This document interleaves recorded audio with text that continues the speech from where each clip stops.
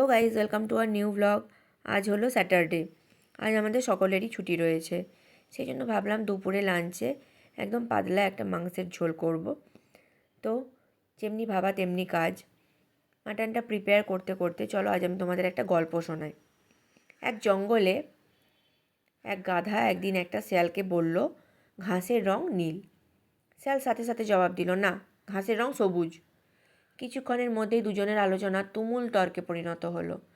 শেষে তারা জঙ্গলের রাজা সিংহের কাছে উপস্থিত হলো মীমাংসার জন্য। রাজদরবারে পৌঁছেই গাধা ডাক ছাড়তে শুরু করে দিল, মহারাজ, মহারাজ, আপনিই বলুন ঘাসের রং নীল কিনা। সিংহ উত্তর দিল, হ্যাঁ, ঘাসের রং নীল। গাধা তখন সিংহের সামনে গিয়ে নেচে কুঁদে নালিশের সুরে বলতে থাকলো, শেয়াল আমার কথা মানছে না, তর্ক করছে, ওকে শাস্তি দিন।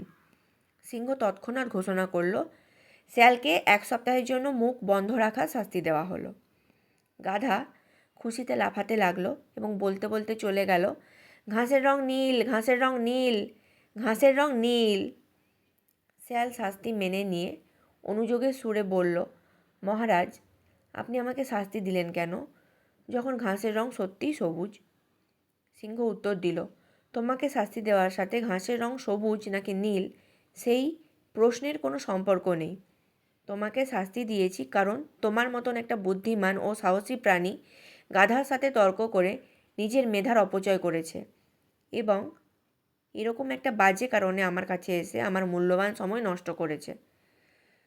তো এই গল্পটা থেকে আমরা কী শিক্ষা লাভ করি? এই গল্পের মোরাল অফ দ্য স্টোরি হলো, মূর্খের সাথে কখনোই তর্ক করতে যাবেন না। গল্পটা কেমন লাগলো কমেন্ট বক্সে কমেন্ট করে জানিও। তো এখন মাটনটা আমার কষানো হয়ে গেছে।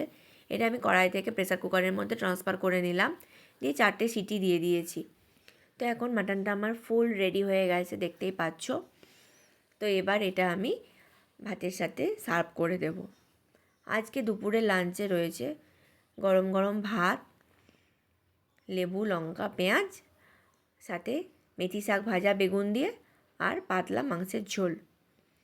তো সোনাই এখন আমাকে ফুড রিভিউ দিয়ে দিয়েছে, ওর খুব ভালো লেগেছে, জাস্ট স্টার্ট করেছে ও খেতে, তাতেই আমাকে একদম গুড দিয়ে দিয়েছে। তো আগেও মাটন খেতে পছন্দ করতো না, এখন একটু একটু খায়। তো যাক, আজকে দুপুরে আমরা এই দিয়ে জম্পেস লাঞ্চটা সারলাম। তারপর সোনা একটু খেলছিল, ও আর্টিফিশিয়াল ক্লে দিয়ে এই যে ডাকটা বানিয়েছে, বেশ কিউট হয়েছে ডাকটা।